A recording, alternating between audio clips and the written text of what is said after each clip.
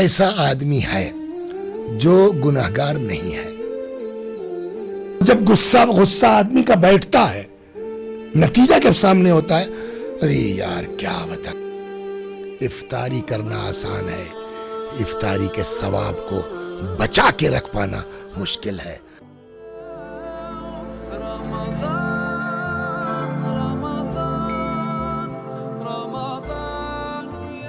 لا حول ولا قوة الا باللہ العلی العظیم۔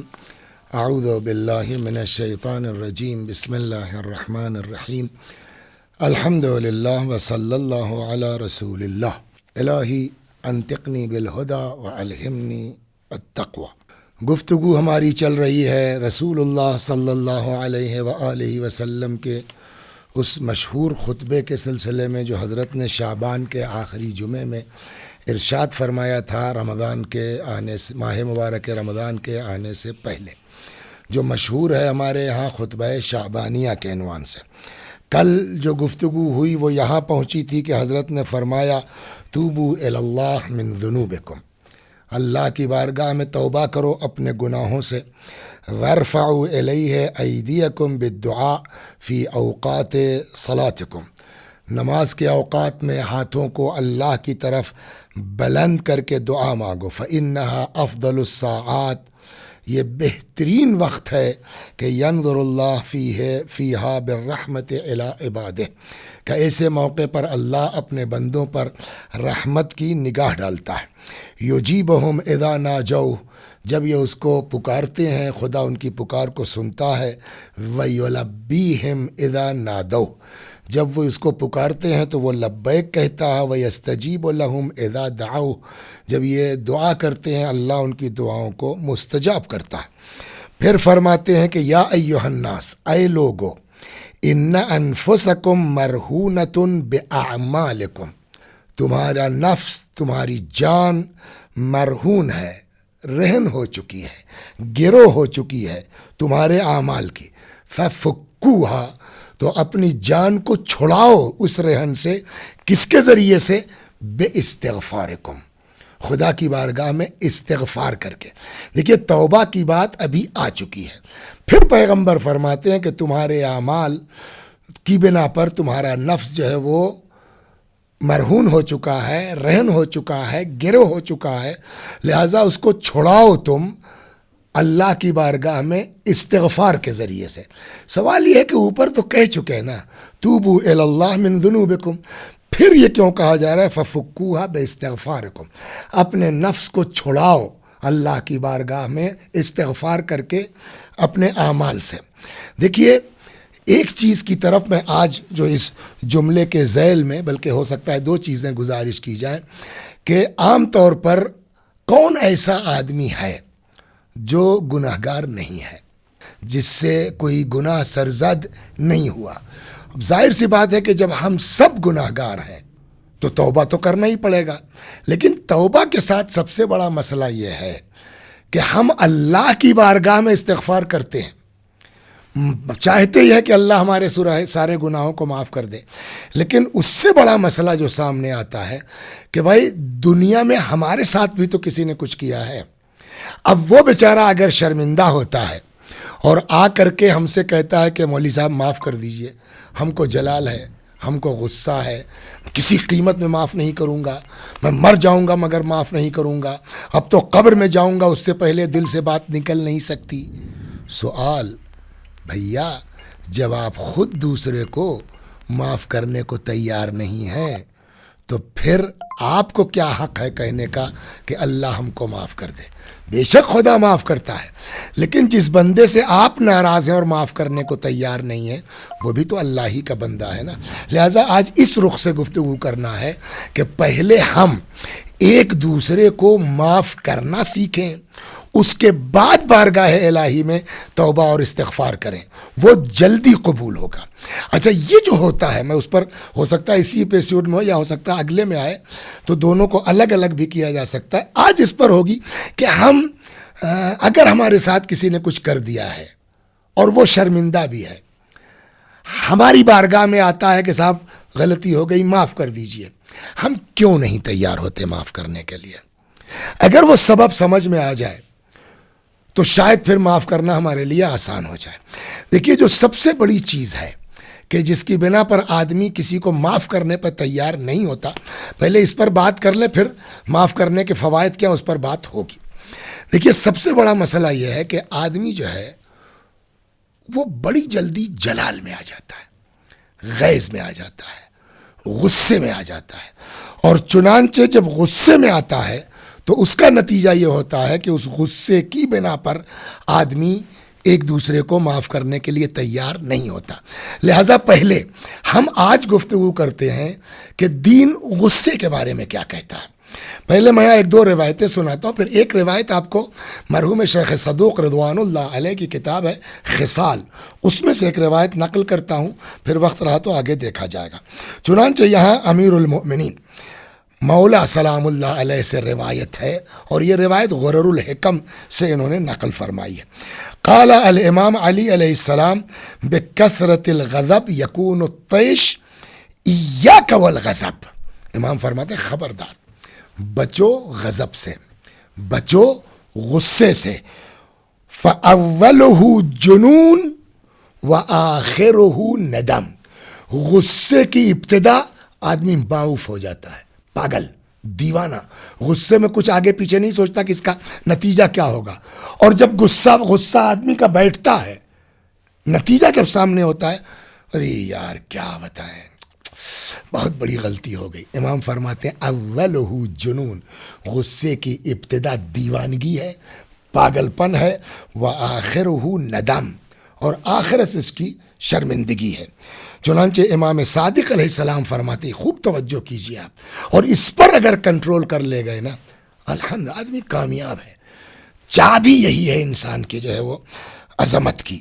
ان الامام صادق علیہ السلام، چھٹے امام فرماتے ہیں الغضب مفتاح کل شر، غصہ، غضب سارے شر کی جڑ، بنیاد، بلکہ یوں کہیے چابی سب کی یہی غصہ ہے۔ چنانچہ رسول اللہ صلی اللہ علیہ وآلہ وسلم فرماتے ہیں الغضب یفسد الایمان، غضب، غصہ ایمان کو خراب کر دیتا ہے۔ اچھا آپ بتائیے، جب ایمان ہی نہیں ہے تو پھر ہمارے عمل کا کوئی فائدہ کیا ہوگا؟ تو یفسد الایمان، غصہ ایمان کو ویسے ہی برباد کر دیتا ہے، کما یفسد الخل العسل، جیسے سرکہ شہد کو برباد کر دیتا ہے۔ تو اس کا مطلب یہ ہوا کہ بھیا ٹھیک ہے، ماہ مبارک رمضان بخشش کا مہینہ ہے، ماہ مبارک رمضان برکت کا مہینہ ہے، رحمت کا مہینہ ہے، مغفرت کا مہینہ ہے، اس مہینے میں نیند عبادت ہے، اس مہینے میں سانس جو ہے وہ تسبیح کا درجہ رکھتی ہے۔ توبوا الی اللہ من ذنوبکم، توبہ کرو خدا کی بارگاہ میں، استغفار کرو خدا کی بارگاہ میں، بے شک، لیکن پہلے یہ جو ہمارے اندر عیب پایا جا رہا ہے، معمولی معمولی باتوں پر جلال آ جانا، معمولی معمولی باتوں پر غصہ آ جانا، معمولی باتوں پر بگڑ جانا، جب تک اس پر کنٹرول نہیں ہوگا گاڑی آگے نہیں بڑھ سکتی۔ آج جس کو دیکھیے شیعہ عقیدوں کو ٹارگٹ کر رہا ہے، جوانوں اور بچوں کو بہکایا جا رہا ہے اور شیعوں کو کافر بتایا جا رہا ہے، جبکہ شیعہ ہی اسلام کی سچی تصویر ہیں جو رسول اور آل رسول علیہ السلام کے نقش قدم پر چلتے ہیں۔ فجر میڈیا نے یہ ذمہ داری محسوس کی ہے کہ شیعہ عقائد کی حفاظت کی جائے۔ فجر میڈیا قم المقدسہ اور نجف اشرف کے علماء پر مشتمل ایک مضبوط ٹیم ہے جو دن رات سوشل میڈیا پر ایکٹیو ہے اور مکتب اہل بیت علیہ السلام کا دفاع کر رہی ہے۔ آپ سے صرف اتنی گزارش ہے کہ ہر سوال اور اعتراض کو فوراً ہم تک پہنچائیں تاکہ ہماری ٹیم جلد سے جلد اس کا جواب دے سکے۔ اللہ آپ کو اجر عظیم عطا فرمائے۔ آپ سے یہ بھی گزارش ہے کہ ہماری آواز کو جہاں جہاں تک پہنچا سکتے ہیں ضرور پہنچائیں۔ اللہ آپ کا حامی و ناصر ہو۔ فجر میڈیا، روشنی عقیدے کی۔ تو اگر یہی قابو میں نہیں ہے، میں نے یہ عرض کیا تھا، پہلے میں آپ کو وہ سناتا ہوں مرحوم شیخ صدوق رضوان اللہ علیہ، کتاب ہے خصال۔ خصال میں جناب شیخ صدوق رضوان اللہ علیہ نے ایک روایت نقل کی کسی پیغمبر کے متعلق، وہ ذہن میں نہیں ہے، کسی نبی کی بات ہے، پیغمبر تھے کوئی، انہوں نے خواب دیکھا ایک دن۔ اچھا ایک بات آپ جانتے ہیں بہتر کہ نبی کا خواب عام انسانوں کی خواب کی طرح نہیں ہوتا، ہم لوگ خواب دن بھر میں کچھ کرتے رہے، رات میں وہی خواب دیکھ رہے ہیں، ایسی بھی چیزیں جس کا کوئی سر پر نہیں ہے.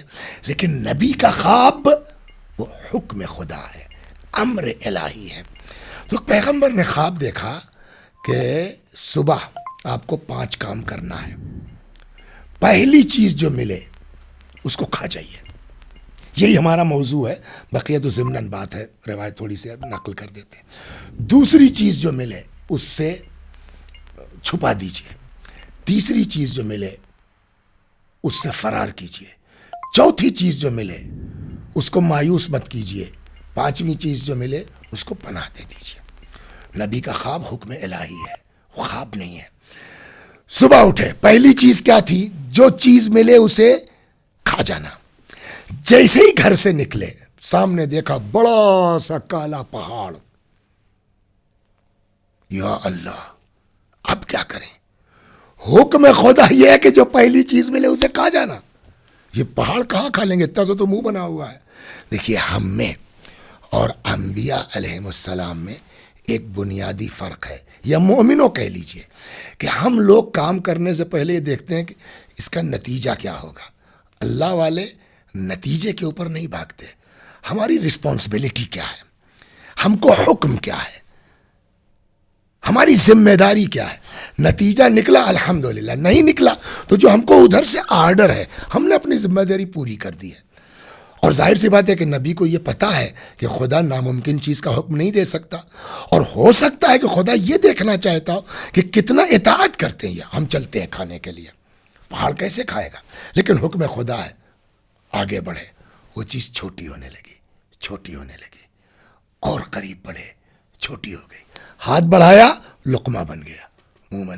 کیا زبردست ذائقہ ہے صاحب. دوسرا، جو چیز ملے اس کو چھپا دینا. آگے بڑھے، دیکھا جو ہے وہ ایک جگہ قیمتی جواہرات، سونے چاندی لگن ہے، بھرا ہوا. حکم خدا دفن کر دینا. گڈھا کھودا، دفنا دیا. آگے بڑھے، مڑ کے دیکھا وہ چیز پھر نکل آئی تھی. ارے، لیکن خود ہی جواب دیا، ہم کو ایک بار کا حکم ہے، بس ہم نے عمل کر لیا. تیسرا کام کیا، چوتھا کیا، 5واں کیا. رات کو سوئے، اب پھر خواب دیکھا. ہاں بھائی، آپ نے جو کام کہا گیا آپ سے وہ 5 کام آپ نے کر ڈالا. مطلب سمجھے آپ؟ نہ، کہ یہ جانتے ہو یہ حقیقت نہیں ہے، یہ سمبل تھا، سمبولک چیزیں تھیں. یہ جو تم نے جو ہے وہ پہاڑ دیکھا، وہ پہاڑ نہیں تھا، یہ سمبل تھا تمہارے غصے کا. اب تم نے اس کو کھا لیا، کتنا زبردست ذائقہ تھا. یہ سمجھایا جا رہا تھا کہ یہی حالت ہے غصے کی. شروع میں پہاڑ، لیکن اگر آدمی اس کو ضبط کر لے جائے تو نتیجہ ویسے ہی شاندار ہے جیسے تم نے وہ پہاڑ کھایا تھا. یا دوسری چیز جو تم نے دیکھا، ہیرے جواہرات، قیمتی چیزیں، دفن کر دیا تم نے، وہ دوبارہ ابھر آئی. وہ قیمتی چیزیں ہیرے جواہرات نہیں تھیں، وہ تھے تمہاری نیکیاں، تمہارے اعمال. تم نے دفن کر دیا، وہ پھر ابھر آئی. یہ تم کو سمجھانا مقصود تھا کہ نیکی کر کے چھپانا تمہارا کام ہے، ظاہر کرنا ہمارا کام ہے.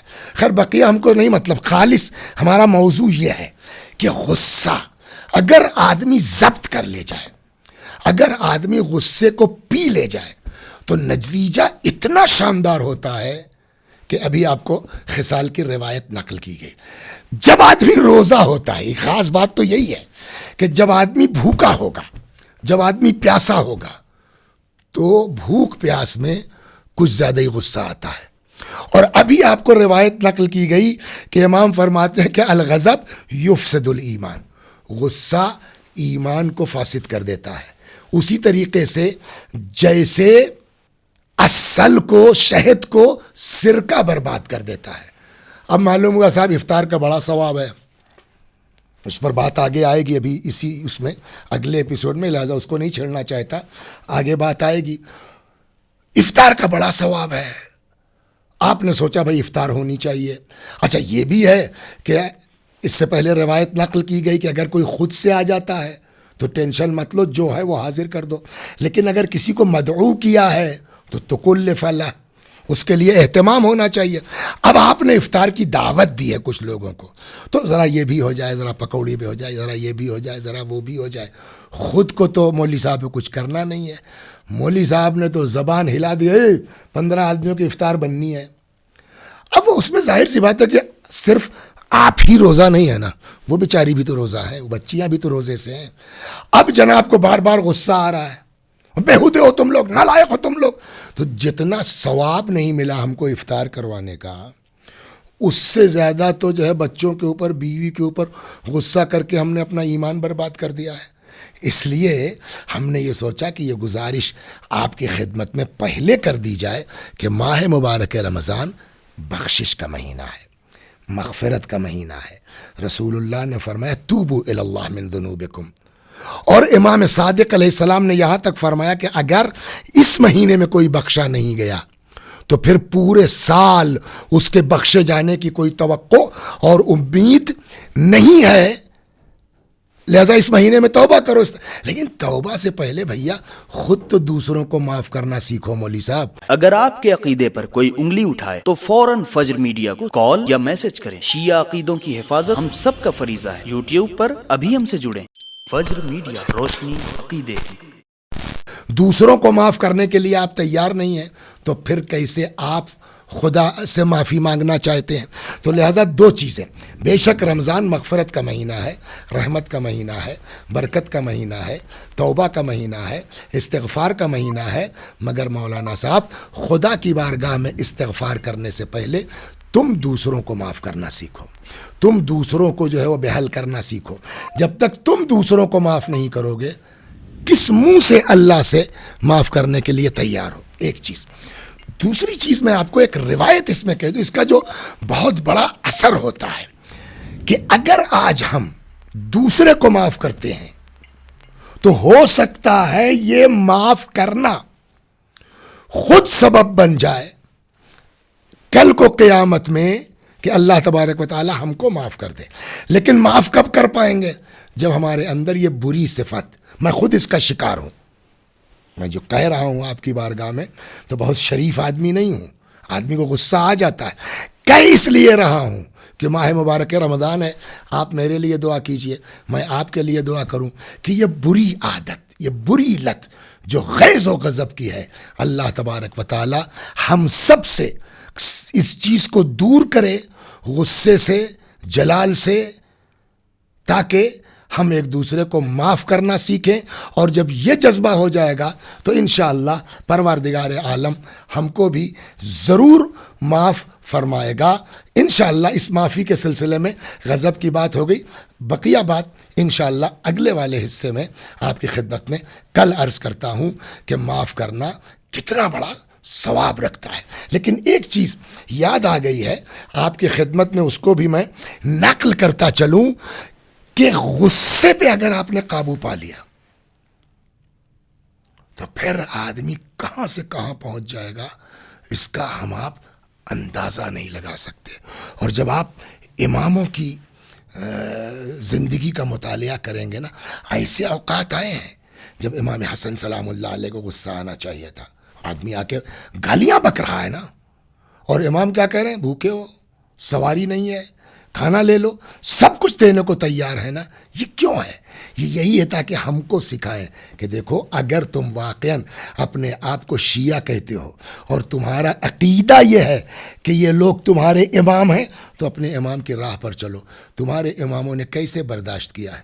حور نے اتنا بڑا کانڈ کر دیا راستے میں پانی پلانے کے باوجود, اس کے باوجود امام حسین سلام اللہ علیہ نے ان کو کلیجے سے لگا لیا.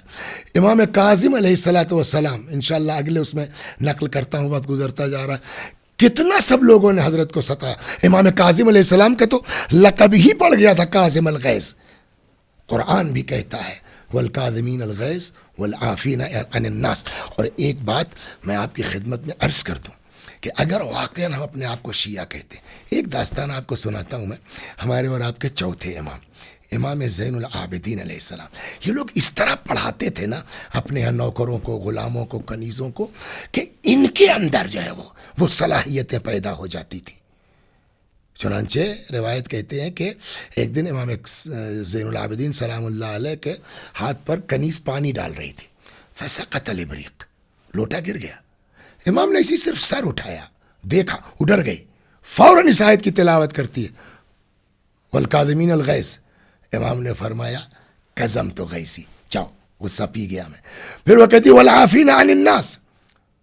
امام نے کہا قد عفوت، کہ جاؤ میں نے تجھ کو معاف کیا. پھر کہتی واللہ یحب المحسنین، اللہ نیکوکاروں کو جزا دیتا ہے. امام نے فرمایا انت حرۃ لوجہ اللہ. یہ سکھایا ہے اماموں نے ہمارے. تو آج کا خلاصہ کیا ہوا کہ مولوی صاحب روزہ رکھنا آسان ہے، افطاری کرنا آسان ہے، افطاری کے ثواب کو بچا کے رکھ پانا مشکل ہے. اور اس کے لیے سب سے اہم کام ہے، وسیع حسن صاحب اپنے غصے پہ قابو پائیے. پروردگارہ ماہ مبارک رمضان ہے، ہم سب کو غصے پر قابو پانے کی توفیق عنایت فرما. والسلام علیکم ورحمۃ اللہ وبرکاتہ. ناظرین، امید ہے آج کی ویڈیو سے بھی آپ کے علم میں اضافہ ہوا ہوگا. تو آئیے چلتے ہیں آج کے سوال کی طرف. آج کا سوال ہے کہ غصہ پی جانے والے کو کیا کہا جاتا ہے؟ آپشن اے صابر، آپشن بی شاکر، آپشن سی غاصب یا پھر آپشن ڈی کاظم. ہم سب آپ کے جواب کے منتظر ہیں. ناظرین، جواب دینے کا صحیح طریقہ یہ ہے کہ سب سے پہلے آپ کا نام، اس کے بعد آپ کے والد کا نام، اس کے بعد آپ کا سٹی، آپ کی کنٹری اور آخر میں آپ کا موبائل نمبر. اور یاد رکھیں یہ ساری انفارمیشن ایک ہی میسج کے اندر ہونا ضروری ہے. اس سوال کا جواب آپ کل 9 مارچ دوپہر 12 بجے تک انڈین ٹائم کے مطابق ہی دے سکتے ہیں. اگر اس کے بعد آپ جواب دیتے ہیں تو آپ کا جواب قبول نہیں ہوگا.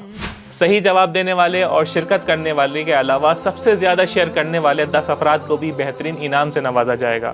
انہیں صرف انفارمیشن کے طور پر ہمارے واٹس ایپ نمبر پر ہمیں تعداد بتا دینی ہے، اور واٹس ایپ نمبر آپ کی اسکرین کے اوپر موجود ہے. آپ پوری جانکاری کے لیے ہماری رولز اینڈ ریگولیشن والی ویڈیو بھی دیکھ سکتے ہیں، جو ہمارے انسٹاگرام پر بھی موجود ہے، ہمارے یوٹیوب پر بھی موجود ہے، اور اس کا لنک اس ویڈیو کے ڈسکرپشن میں بھی موجود ہے. صرف آپ لوگوں سے گزارش کی جاتی ہے کہ آپ جب بھی ہمیں میسج بھیجیں تو تمام انفارمیشن کو ایک ہی میسج کے اندر بھیجیں. اور ممکن ہے زیادہ تعداد کی وجہ سے آپ کا میسج فوراً ہم سین نہ کر سکیں، لیکن آپ کا میسج ہماری ٹیم ضرور سین کرتی ہے.